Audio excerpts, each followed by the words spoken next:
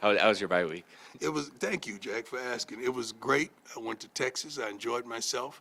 Fished like crazy. I caught a turtle one time by the foot. I don't know how that happened, but he's no longer with us. He was a big turtle. He's no longer with us.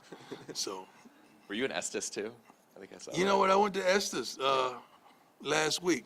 You know, I couldn't get out of the car because of, you know, the prominence that God afforded me, because I want to get out and walk the streets and, you know, do a little Estes shopping. But I seen all the, you know, what you call those big things? The moose, elks. What's a moose? He's bigger. You gotta, you know, I'm black, okay? I don't know elk, moose, deer. Like, they all like family to me. But I saw a lot of big animals around Estes, and I'm not used to that. So it was great. And some deer tried to cut across the front of the car, and definitely wasn't gonna hit them. You know, that's all I need, a brother hitting a deer. And Estes, hey, no, not gonna happen. It's a cool area. Yeah, it's a great area. I love it. I want to go back. Yeah. I wish they ski there. They don't have any I don't ski think they have a places. ski in Estes. Because I saw the lifts, right? I saw the lifts. Yeah. Yeah, You're I not saw there. one of those. Those are things that black folks don't do. I went to the lift line and just to look. The big gondolas. I didn't see us represented there. Going back to football. Oh, Lord, help me today. I don't know why I'm in a silly mood today. Let's go. I'm sorry, Jack. Yeah, well, he shouldn't have posted the video. You're not supposed to post videos in our locker room, so that's one. But I mean, nowadays, I mean, even the video he posted, that wasn't even me. That was AI. So like, you don't even know what is real. So like, I don't know. I mean, that'd be awesome if I could do the worm like that. That'd be pretty cool. But I'm not quite that cool. But AI makes me look cool. So yeah. But I do think the viral moments are good for a brand, and they're good for a culture with your team, as long as you can respond from them and understand that, you know, once today hits, like, it's over. Like, nobody cares anymore. Like, what do we got to do to get better? How do we improve? Because if we don't constantly improve, we're going to have more moments like we saw 2 weeks ago, not more moments like we saw this last week. Joey got beat up the other night. What's his status for this game? You gonna take that from him? Sure. It's your job. Yeah. Yeah. Strike one, strike two. Obviously, you know, a couple hits that Joey took, but he'll be ready to go this Saturday. A&M's had a tough time beating LSU on the road since they've been in the SEC. I'm just curious. By tough time, you mean we've never done it? To that point, Yeah. From your experience, what makes it so challenging to play at Tiger Stadium? You know, I think for a large period of time, we weren't, you know, we didn't go down there physically and stand up to the challenge. I think when you saw some of the early games, I think that was kind of always the, like, okay, this is what the SEC looks like.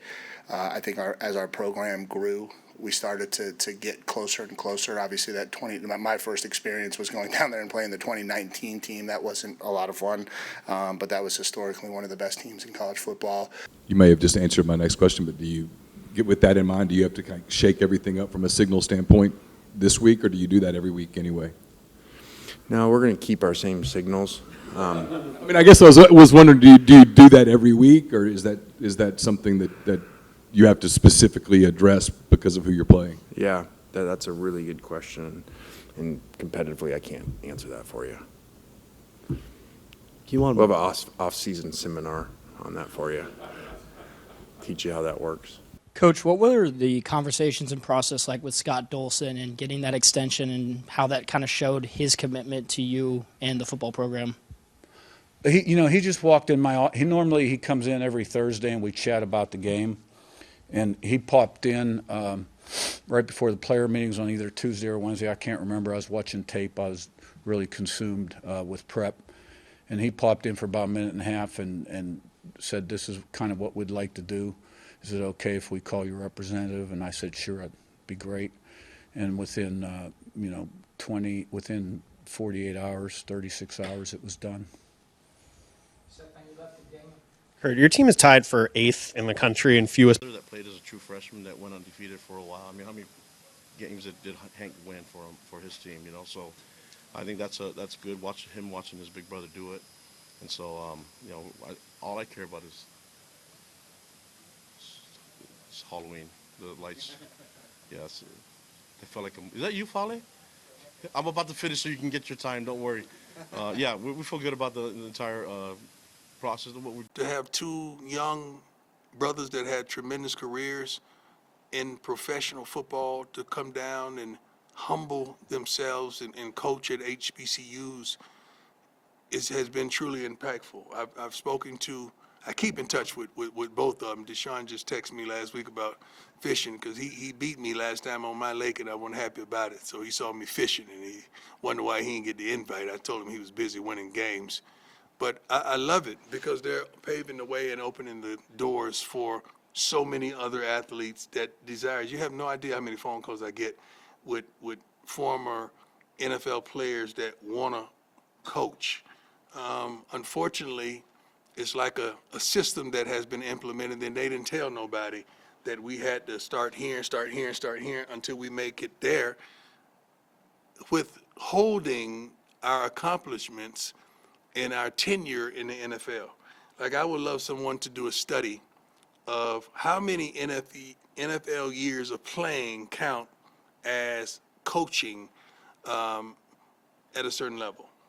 Like, if I played 5 years in NFL, what is that equivalent to possibly coaching? Because I know when I played the game, impactful on helping come up with some of the defenses that we came up with. And, you know, Mike Vick played quarterback, and Deshaun was one of the best ever at taking the roof off defenses. So I'm pretty sure to catch that many balls and do the things that he accomplished, you got to know the game. And I am so happy just with who they are, their countenance, and what they presented to college football, man. They're both successful in so many ways that you wouldn't even fathom. The touchdown Diego scores out of the pocket on the corner fire last week is Bryce Henderson coming out of the protection wall to pick that late blitz up to give Diego just enough time to score. I mean, that is execution at the highest possible level. So I don't know if there's time for any more questions after that. That's called filibustering, I think. Filibustering. Brett, in terms of total value, you've been very high on Haynes and what he means to this team. There was some Heisman talk getting thrown around this season. That seems to be growing. Where do you stand on him in terms of being a legitimate Heisman Trophy candidate after What do you 5 mean, touchdowns? legitimate versus not legitimate? I mean, what? Just You as a either are or Heisman you Trophy aren't. candidate, in your eyes, how do you see What's him? the definite? I don't know. Somebody can look up the definition of what that trophy is.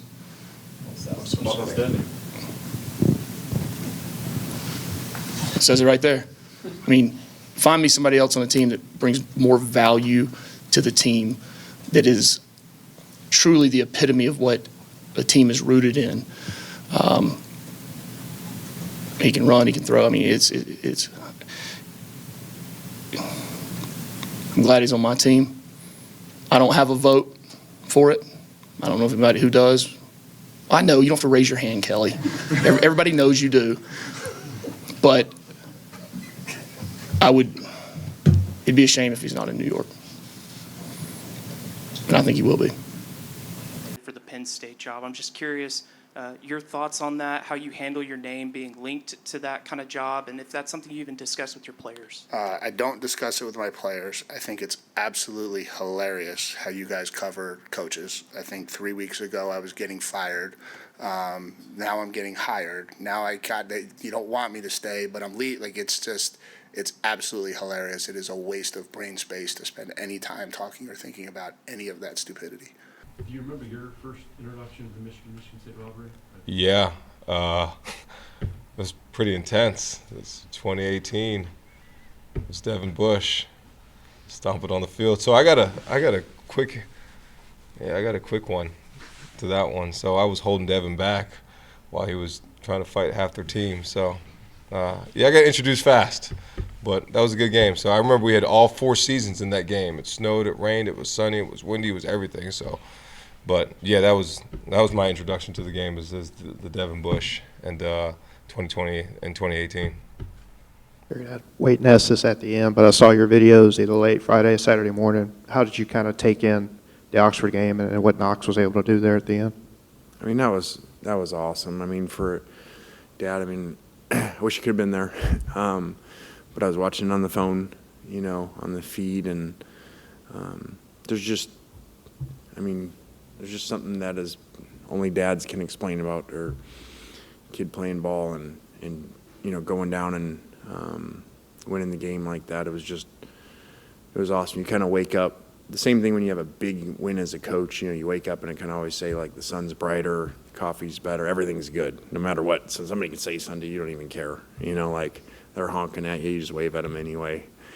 And so I had that feeling, even bigger, you know, Saturday morning in Georgia, and I was so happy when he got there for the game. He was able to get over for the game and to see him, and I mean, that's what it's all about, you know. And Kirby said it. We were talking before, and he actually left me a message because I sent Kirby the highlights on our little group chat, and so they were fired up for Knox. And he just said, "There's nothing like high school football, man. It just," and we talked about it before the game, like it's just not the same. It's definitely not in the NFL, and now college is more towards the NFL, and it's so pure, and so it was awesome.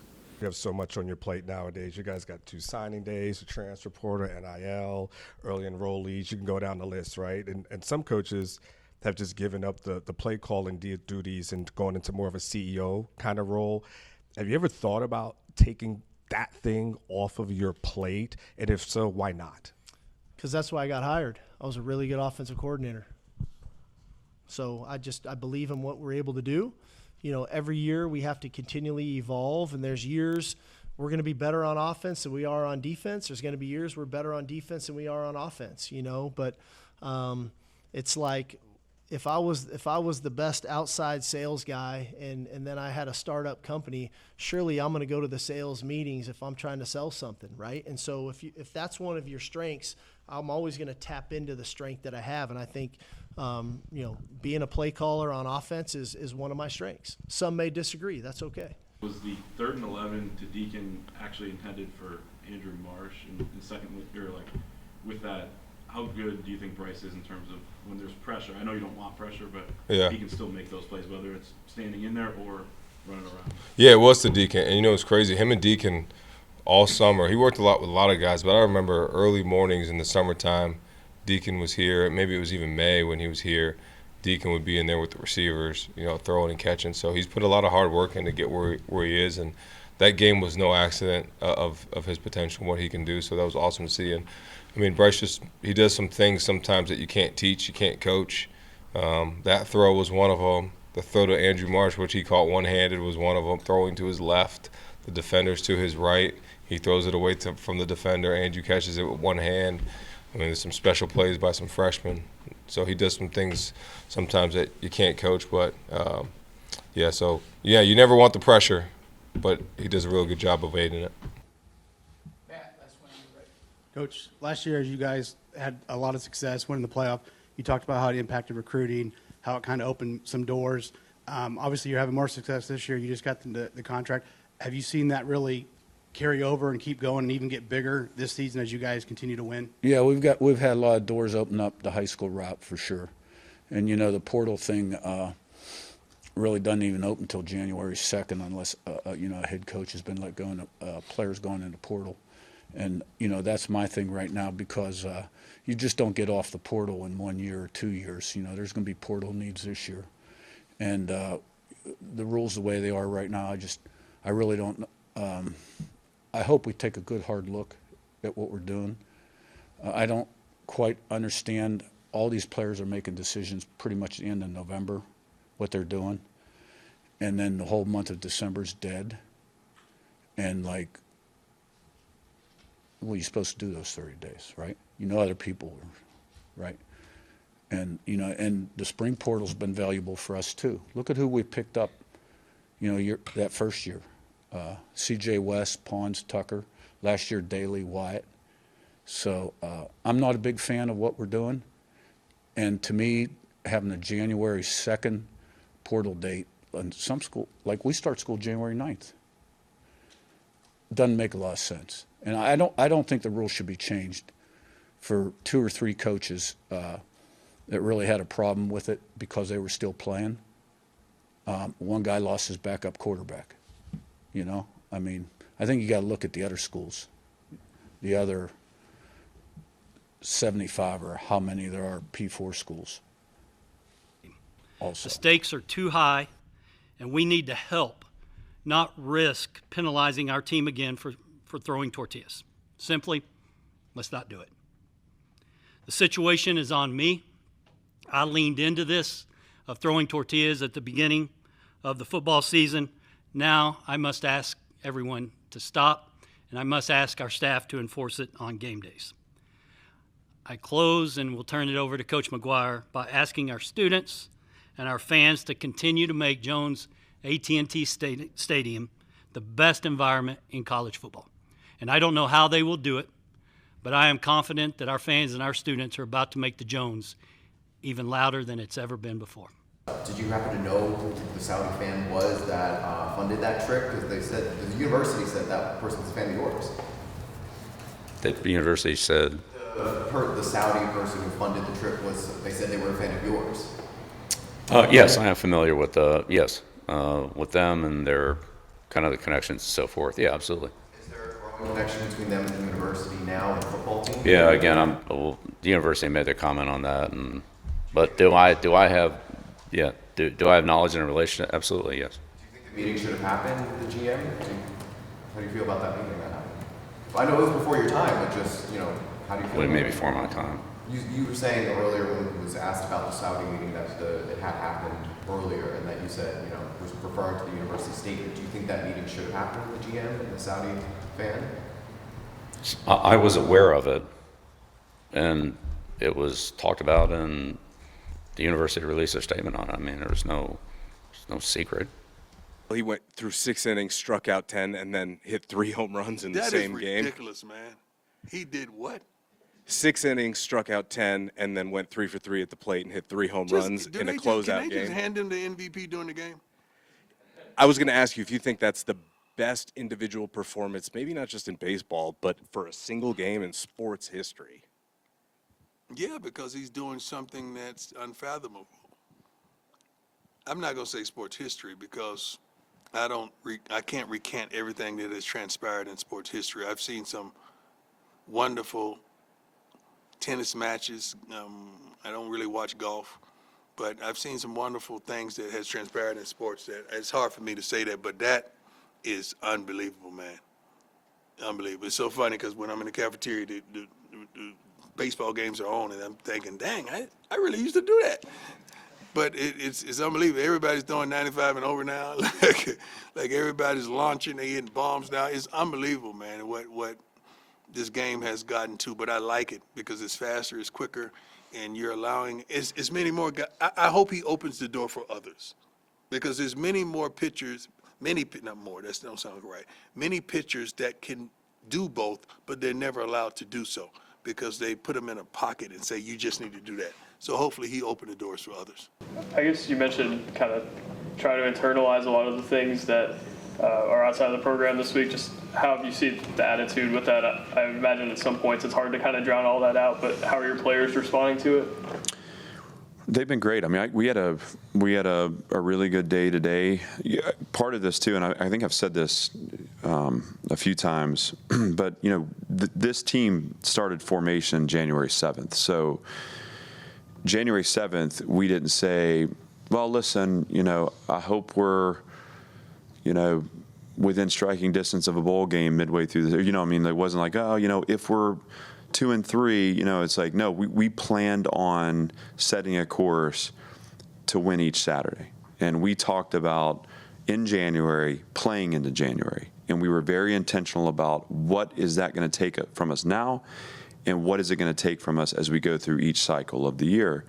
And so I said this to the team this morning, we were very intentional about painting that vision in January, and now we're living the vision. So let's not let it be bigger than it is. This is what we expected. This is what comes with it.